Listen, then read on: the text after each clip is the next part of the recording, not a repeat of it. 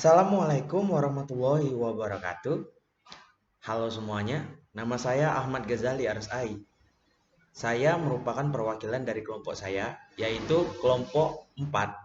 Nah, pada video kali ini, kami akan membuat sebuah video mengenai presentasi online tentang peradaban Islam pada masa dinasti Kerajaan Turki Utsmani. Nah, video kali ini kami buat menggunakan aplikasi Zoom. Nah, jikalau kalian tidak tahu, kalian cari dulu tahu cara menggunakan aplikasi Zoom. Nah, untuk videonya silakan saksikan berikut ini. Oh iya, jangan lupa subscribe ya. Terima kasih. Baiklah, Assalamualaikum warahmatullahi wabarakatuh. Eh, saya anggota dari kelompok 4. Nama saya Ahmad Ghazali Arsai.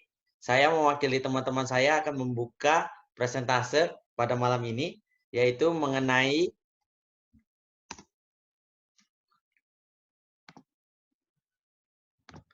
sejarah Kerajaan Turki Utsmani. Baiklah, asal-usul Turki Utsmani. 1. Sekilas tentang Asia Kecil. Akhir dari perluasan sejarah Islam di Syam Utara adalah di perbatasan Asia Kecil. Nah, di sana wilayah Asia Kecil menjadi daerah perbatasan antara kaum muslimin dengan orang-orang Bizantium atau yang disebut orang-orang Nasrani. Nah, Asia Kecil menjadi daerah perebutan antara kaum muslimin dengan orang-orang Bizantium. Keadaan ini terbukti setelah datangnya masa pemerintahan Bani Saljuk. Pada tahun 1071, dalam perang Milas Kurd, Bani Saljuk berhasil memasuki wilayah Asia Kecil dan mengusir orang-orang Romawi dan berhasil melenyapkan kekuasaan Bizantium di Asia Kecil. Nah, di sini kemenangan Bani Saljuk menguasai wilayah Asia Kecil itu didukung oleh kaum-kaum atau orang-orang Turki Utsmani dan mereka diizinkan mendiami wilayah Asia Kecil oleh Bani Saljuk sebagai imbalan jasa atas bantuan mereka dalam perang melawan Bizantium. Oke, sejarah berdirinya Kerajaan Turki Utsmani. Bangsa Turki Utsmani berasal dari Kerajaan Kabay atau salah satu kabilah Al-Ghazali Al-Turki yang mendiami daerah Turkistan. Sulaiman adalah pemimpin yang membawa kabilahnya ke Asia Kecil seusai perang Milas Kurd. Di tengah perjalanan, Sulaiman meninggal dunia di perbatasan Halb. Rombongan ini bingung, kemudian rombongan ini terpecah menjadi 2 kelompok. Yang salah satunya kembali pulang dan salah satunya lagi kelompoknya terus melanjutkan perjalanan. Nah, kelompok yang melanjutkan perjalanan itu memilih putra Sulaiman atau Artogrol sebagai pemimpin mereka. Sampai di Asia Kecil, rombongan Artogrol mengabdikan diri pada Sultan Alauddin II. Saat itu sedang terjadi peperangan dengan Bizantium, maka Artogrol beserta rombongannya membantu pasukan tentara Alauddin. Mereka memenangkan peperangan. Atas jasanya Artogrol beserta rombongannya oleh Sultan Alauddin, ia dihadiahkan sebidang tanah di Asia Kecil yang berbatasan dengan Bizantium. Dan ini diberikan saja oleh Sultan Alauddin tadi. Nah, Artogrol terus membina wilayahnya dan daerah barunya dan memilih kota Syukut sebagai ibu kotanya. Pada tahun 1258 Masehi, Artogrol dikaruniai seorang putra. Nah, putranya itu diberi nama Utsman. Utsman mendapat didikan militer oleh ayahnya sendiri. Utsman inilah yang kemudian berhasil nanti mendirikan daulat Utsman yang besar atau kerajaan Turki Utsmani. Nah, di sini saya akan memaparkan tentang Utsman. Pada tahun 1258 Masehi, Artogrol meninggal dunia dan atas persetujuan Alauddin, putra Artogrol, yaitu Utsman, naik tahta. Ia diperbolehkan oleh Sultan Alauddin untuk mencetak uangnya sendiri dan memakai namanya di samping nama Sultan Saljuk. Ia kemudian menjadi seorang gubernur yang sangat penting di Kesultanan Saljuk.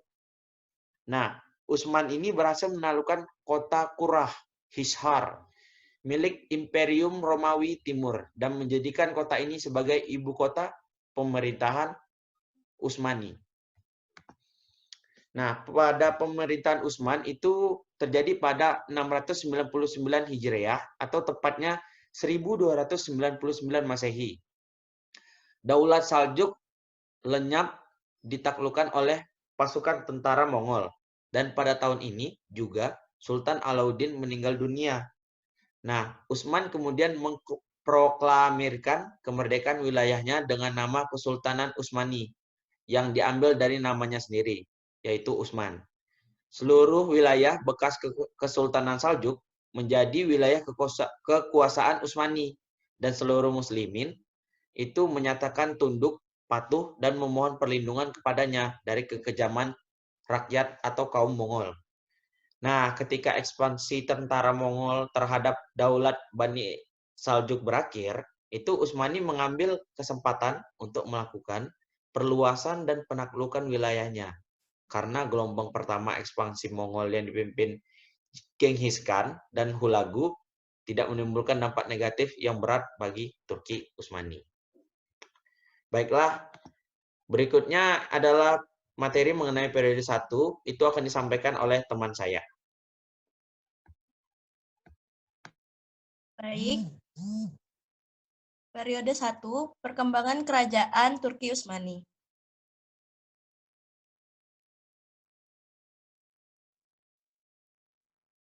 Slide. Periode 1, kekuasaan Utsmani. Pada tahun 1299 sampai 1402, pertumbuhan dan perkembangan kekuasaan yang disusul dengan perluasan wilayah hingga menyeberang ke daratan Eropa. Kekuatan Timur Leng kemudian dapat membendung langkah maju Turki Utsmani, di mana mereka dapat merebut wilayah timur kerajaan pada tahun 1402.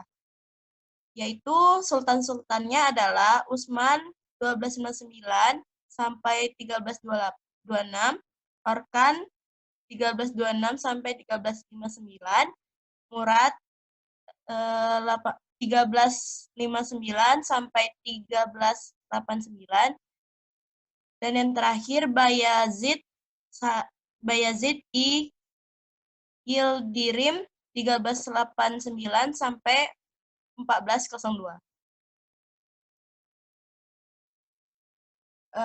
Perluasan Turki Utsmani di Asia Kecil. Setelah Utsman wafat pada tahun 1326 Masehi, Urkan naik tahta. Tahun pertama masa pemerintahannya, ia berhasil menaklukkan kota Broesa dan tahun 1327 berhasil menduduki kota Azmir dan Tawashanli 1330 untuk menaklukkan kota Ankara yang di bawah pimpinan Panglima Sulaiman untuk menyerang Ankara dan berhasil dikuasai. Masa Urkan terbentuk tentara Inkisyariyah atau Jenis Syarias yang artinya tentara baru.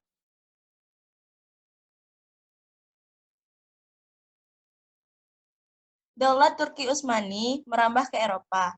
Sultan Urkan wafat pada tahun 1359 Masehi dan digantikan oleh putranya yaitu Murad I.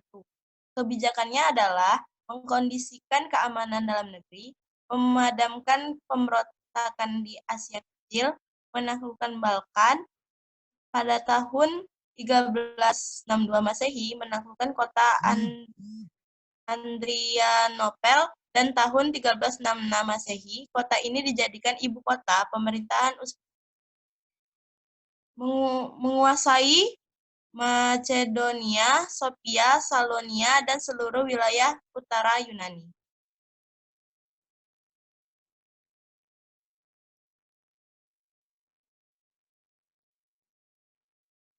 Lanjut, Ai. Tahun 1366 1589, Sultan Murad I wafat di tikam serdadu Serbia, yang pura-pura mati saat perang di Kausah. Tentara Utsman dengan sekutu Kristen saat Murad memberikan pasukan musuh. Ia berhasil mengalahkan pasukan Kristen ini tahun 1389 setelah wafatnya Sultan Murad I, maka dipilihlah Bayazid I bin Murad sebagai penggantinya.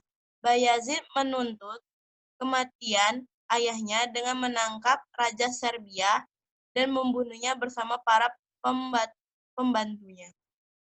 Tahun 1390 Masehi, Al-Yars jatuh ke tangan Turki, maka berakhirlah kekuasaan Bizantium di seluruh Asia Kecil.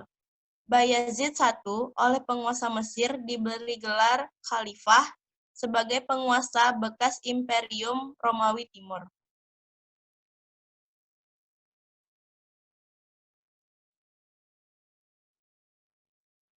Baiklah, selanjutnya akan dilanjutkan oleh teman saya. Baiklah, saya Lydia Fitri akan melanjutkan periode 2, yaitu masa transisi.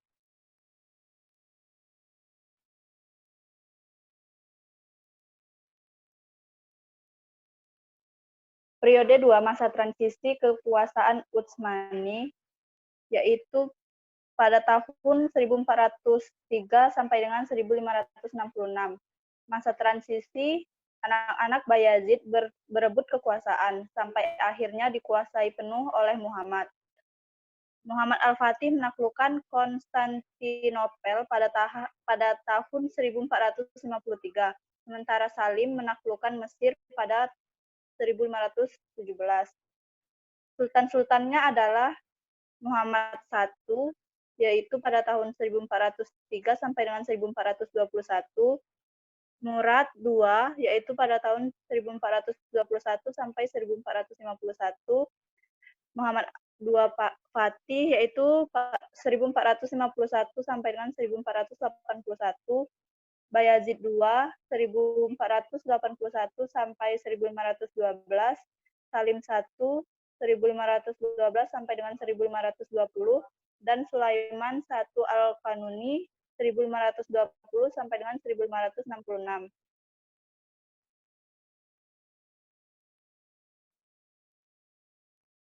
Satu, penaklukan Konstantinopel. Penaklukan Konstantinopel terjadi pada tahun 1453 Masehi oleh tentara Utsmani masa pemerintahan Sultan Muhammad II atau Sultan Muhammad Al-Faid. Penaklukan Konstantinopel ini terjadi karena Kaisar Bizantium Konstanti IX telah mengancam Sultan Muhammad II, yaitu bahwa bila mana Sultan Muhammad tidak melipat gandakan pajak tahunan yang biasa diberikan ayahnya, Murad II kepada pemerintah Bizantium sebagai imbalan atas perlindungan Bizantium kepada Pangeran Urkan, cucu Sulaiman, maka Bizantium tidak segan-segan akan menghasut dan membantu Urkan untuk menuntut kursi kekhalifahan.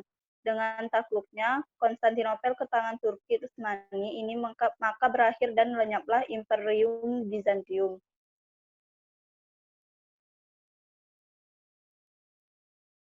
Dua, setelah penaklukan Konstantinopel, Turki Utsmani berhasil menaklukkan semenanjung Maura, Serbia, Albania, dan Italian yang tidak sempat menduduki Italian, karena ia meninggal pada tahun 1418 Masehi. Meninggalnya Sultan Muhammad II, lalu ia berwasiat agar Jamun sebagai sultan pengganti. Jamun putranya yang terkecil. Pengangkatan Jamun ini mendapat tantangan dari Bayazid II putra sulung. Bayazid berhasil menggeser Jamun dan menjadikannya sultan. Bayazid di akhir pemerintahannya mengangkat Ahmad sebagai putra mahkota, tapi ditolak oleh putranya yang kedua, Salim. Salim berhasil naik tahta, yaitu dengan meracuni ayahnya hingga meninggal. Sultan Salim berambisi untuk melebarkan sayap kesultanannya di Asia, tapi mendapatkan halangan dari Mesir dan Syria sebelum menguasai Persia. Yang ketiga, penaklukan Syria dan Mesir. Turki Utsmani menyerang Mamalik di Mardabik pada tahun 1516 Masehi, dan pasukan tentara Utsmani berhasil memukul pasukan tentara Mamalik. Mamalik Mesir dan Sultan Mamalik dalam pertempuran tersebut mati terbunuh. Dengan demikian, maka Syria dapat ditaklukkan dan melanjutkan pertempuran dengan Sultan Mamalik yang baru. Souman Bey, perang ini dikenal dengan nama Al-Ridaniyah, yang terjadi di pintu gerbang kota Kairo tahun 1517 Masehi. Pihak Utsmani mengalami kemenangan.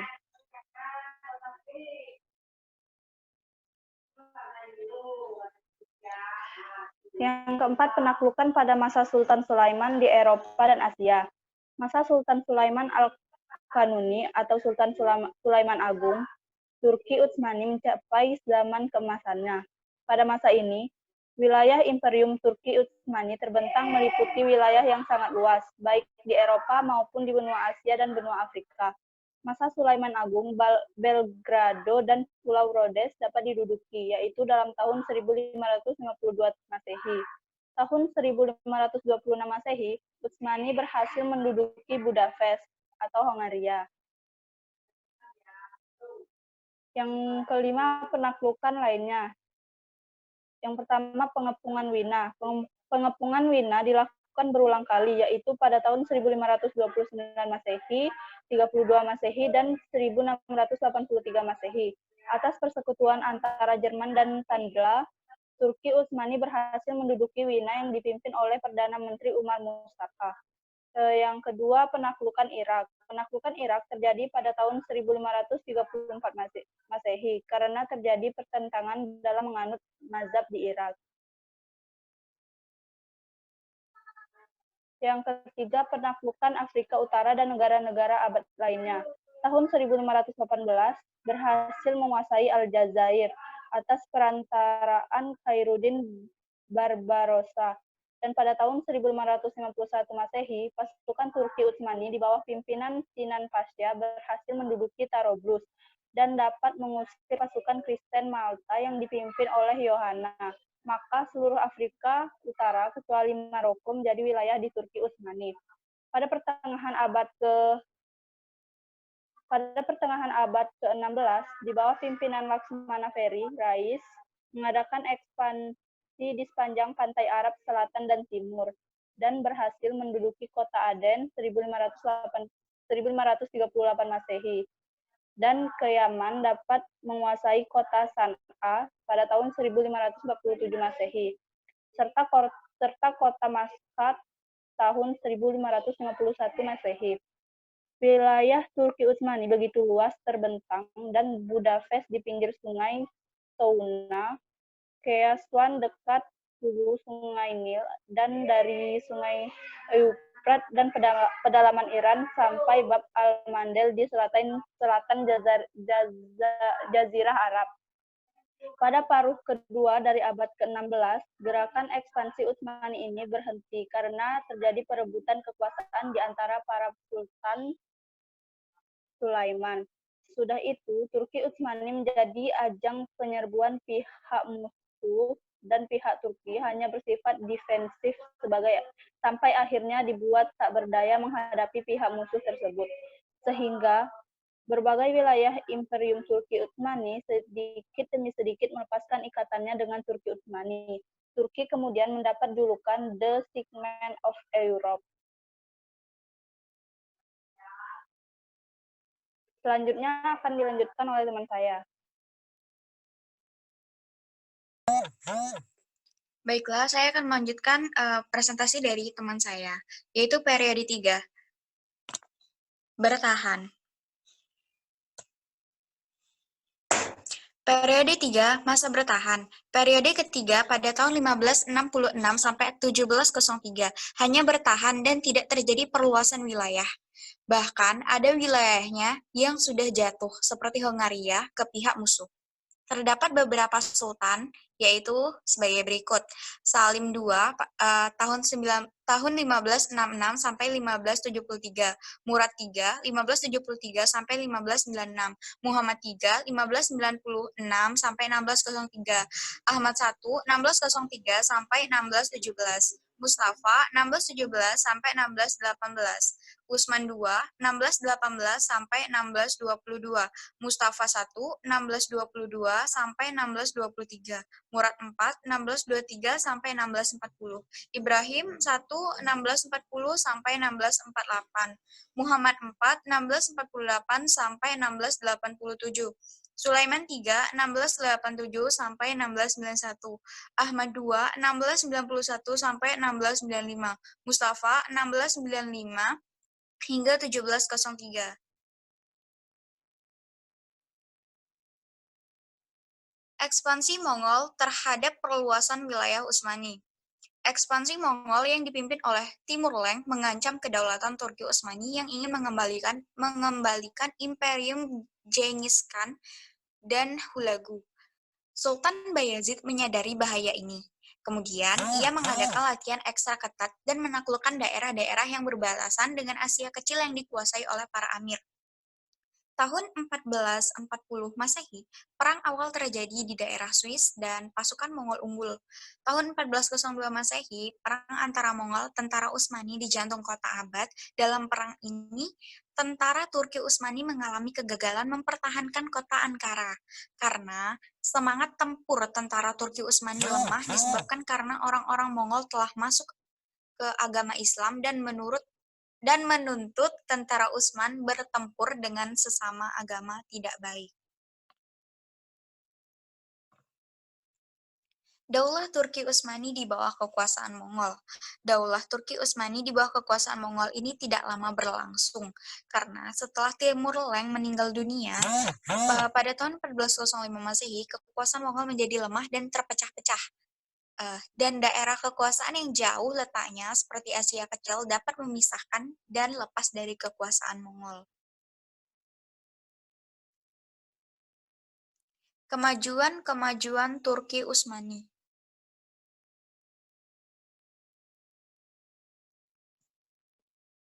Baik, terima kasih.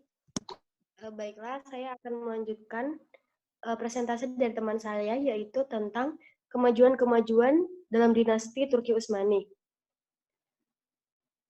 Baiklah, selanjutnya yang pertama ada di bidang kemiliteran dan pemerintahan. Untuk pertama kalinya, Kerajaan Utsmani mulai mengkoordinasi taktik, strategi, tempur, dan kekuatan militer dengan baik dan teratur. Sejak kepemimpinan Ertugrul sampai Okran adalah masa pembentukan kekuatan militer. Perang dengan Bizantium merupakan awal didirikannya pusat pendidikan dan pelatihan militer, sehingga terbentuklah kesatuan militer yang disebut dengan Jenisari atau Inki Syariah. Selain itu, Kerajaan Utsmani membuat struktur pemerintahan dan kekuasaan tertinggi di tangan Sultan yang dibantu oleh Perdana Menteri yang membawa gubernur. Gubernur mengepalai di daerah tingkat 1. Di bawahnya terdapat beberapa bupati untuk mengatur urusan pemerintahan negara, di mana Sultan Sulaiman I dibuatlah UU yang diberi nama Multaqo al-Abahur, yang menjadi pegangan hukum bagi Kerajaan Utsmani sampai datangnya reformasi pada abad ke-19, karena jasanya ini di ujung namanya ditambah dengan gelar Al-Qanuni Badriyat. Baiklah, selanjutnya ada di bidang ilmu pengetahuan dan budaya. Kebudayaan di Turki Utsmani merupakan perpaduan bermacam-macam kebudayaan, di antaranya ada kebudayaan Persia, Bizantium, dan Arab. Dalam kebudayaan Persia sendiri, mereka mengambil ajaran-ajaran tentang etika dan tata krama dalam istana di raja-raja. Sedangkan organisasi kepemerintahan dan kemiliteran banyak diserap dari Bizantium. Dan ajaran tentang prinsip-prinsip ekonomi, sosial, kemasyarakatan, keilmuan, dan huruf diambil dari Arab. Dalam bidang ilmu pengetahuan dalam masa dinasti Utsmani ini tidak begitu menonjol, karena memang pada dinasti ini tidak ada seorang ilmuwan yang terkemuka dari masa dinasti ini. Selanjutnya di bidang keagamaan. Di bidang keagamaan ini, agama adalah merupakan tradisi Turki yang mempunyai peranan besar dalam lapangan sosial dan politik. Masyarakat digolongkan berdasarkan agama, dan kerajaan sendiri sangat terikat dengan syariat, sehingga fatwa ulama menjadi hukum yang berlaku. Oleh karena itu, ajaran-ajaran Thariqat perkembangan dan juga mengalami kemajuan di Turki Utsmani. Para mufti menjadi penjabat tertinggi dalam urusan agama, dan beliau mempunyai wewenang dalam memberi fatwa resmi terhadap problem keagamaan yang terjadi dalam masyarakat. Kemajuan-kemajuan yang diperoleh di kerajaan Turki Utsmani tersebut tidak terlepas daripada kelebihan-kelebihan yang dimiliki. Yang pertama, mereka adalah bangsa yang penuh semangat, berjiwa besar dan giat. Yang kedua, mereka memiliki kekuatan militer yang besar. Dan yang terakhir, mereka menghuni tempat yang sangat strategis, yaitu Konstantinopel yang berada pada titik temu antara Asia dan Eropa. Di samping itu, keberanian, ketangguhan, dan kepandaian taktik yang dilakukan oleh para penguasa Turki Utsmani sangatlah baik, serta terjalinnya hubungan yang baik dengan rakyat kecil, sehingga hal ini juga mendukung dalam memajukan, mempertahankan kerajaan Turki Utsmani. Selanjutnya akan dijelaskan oleh teman saya.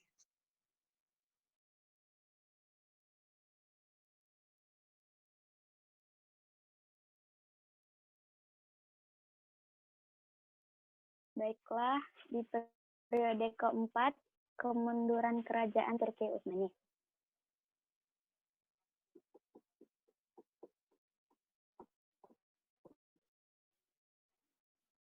Pada periode keempat ini, tahun 1703 berikut, Ahmad III, 1703 sampai dengan 1730, Mahmud I, 1730 sampai dengan 1754, Utsman III, 1754 sampai 1757, lalu ada Mustafa III, 1757 sampai dengan 1774, Abdul Hamid 1774 sampai 1788, Salim III 1789 sampai dengan 1807, Mustafa IV 1807 sampai 1808 dan Mahmud II 9.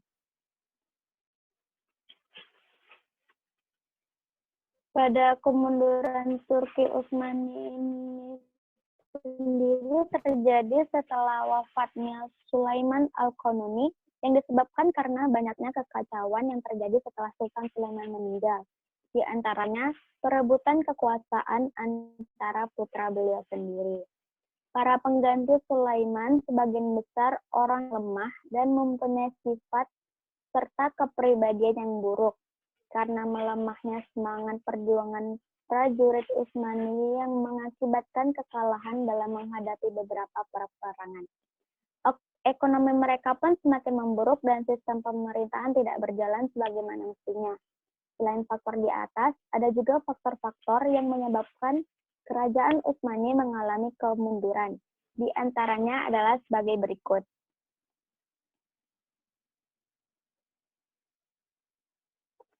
Yang pertama, wilayah kekuasaan yang sangat luas.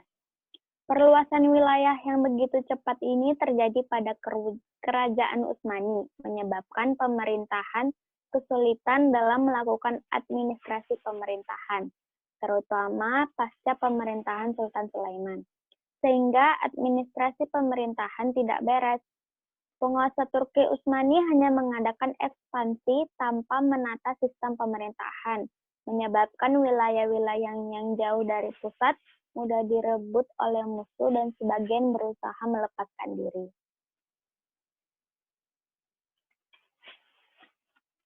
Yang kedua ada heterogenitas penduduk. Sebagian kerajaan merupakan hasil ekspansi dari berbagai kerajaan mencakup Asia Kecil, Armenia, Irak, Syria, dan negara lain. Maka di kerajaan Turki terjadi heterogenitas penduduk. Dari banyaknya dan beragamnya penduduk, maka jelaslah administrasi yang dibutuhkan juga harus memadai dan bisa memenuhi kebutuhan hidup mereka. Akan tetapi, kerajaan Utsmani pasca Sulaiman tidak memiliki administrasi pemerintahan yang bagus, ditambah lagi dengan pemimpin-pemimpin yang berkuasa sangat lemah dan mempunyai perangai yang jahat.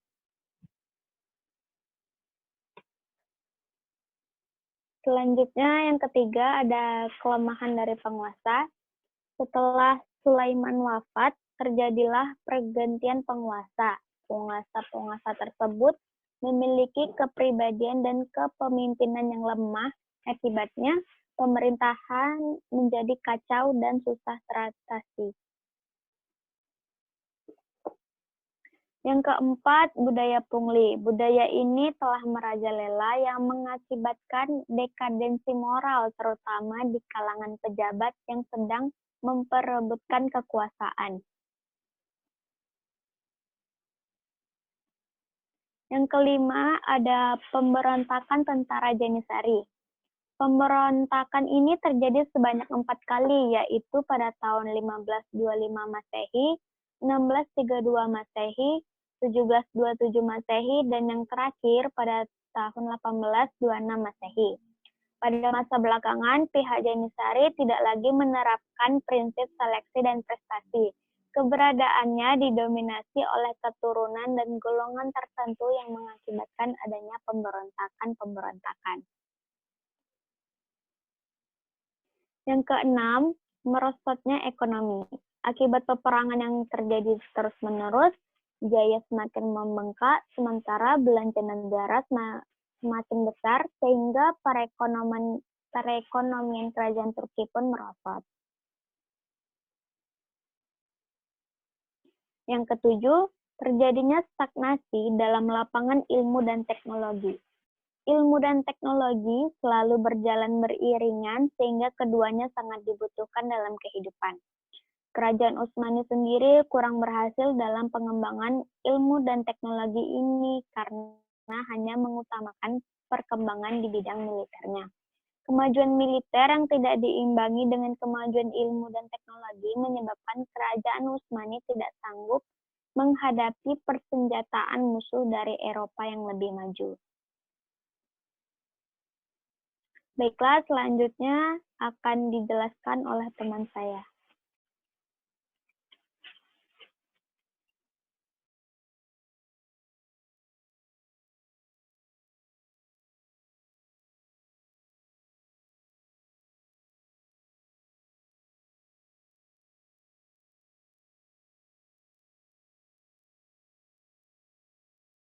Baiklah, terima kasih.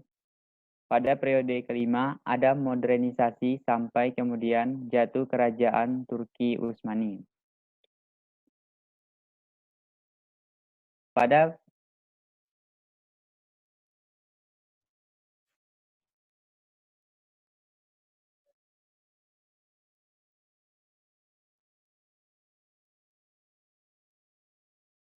tahun 1571, kerajaan Turki mengalami kemunduran dan merosot sekali sehingga dalam abad ke-19, Turki mendapat sebutan The Sick Man of Europa.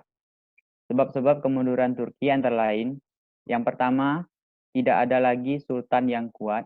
Yang kedua, tentara Janisari merosot nilainya dan menjadi pengacau. Yang ketiga, pemerintah sangat lemah sehingga menyebabkan timbulnya krisis kekuasaan setelah timbulnya imperialisme modern dan dibukanya terusan Suez. Maka negara-negara barat seperti Rusia, Inggris, Jerman, Italia, dan Prancis menunggu jatuhnya Turki. Negara-negara barat tersebut ingin memperebutkan daerah jajahan Turki, sehingga menimbulkan masalah, bahkan yang berkisar tentang status dari kerajaan Turki dan status dari daerah-daerah bekas jajahan Turki.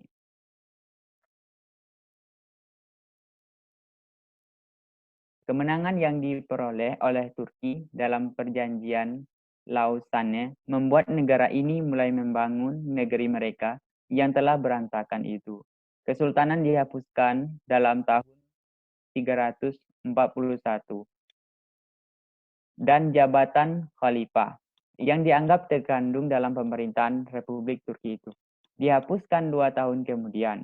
Dari puing-puing kemahatajaan Utsmani muncullah sebuah negara baru yang dinamis, yaitu Republik Turki. Dengan penghapusan jabatan sultan, dualisme kepemimpinan duniawi sudah tidak ada lagi. Kedaulatan berada di tangan Majelis Nasional Agung dan kekuasaan eksekutif berada di bawah Majelis Negara. Republik Turki dibentuk secara resmi pada tanggal 29 Oktober 1923 dengan Presiden pertama Mustafa Kemal yang dipilih oleh Majelis Nasional Agung dengan ibu kota di Ankara. Mustafa Kemal diberi gelar Bapak Turki atau Ataturk karena jasanya terutama dalam kemerdekaan pada tahun 1919 sampai 1923.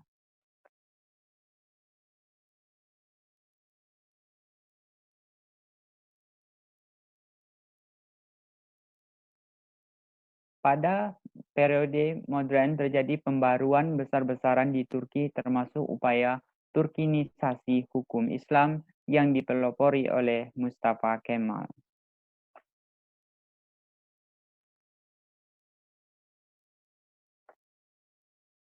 Dan kerajaan Turki resmi jatuh saat Republik Turki terbentuk melalui revolusi yang dipimpin oleh Mustafa Kemal pasca pada tanggal 29 Oktober 1923 dengan memberlakukan sistem sekularismenya untuk memimpin Republik Turki.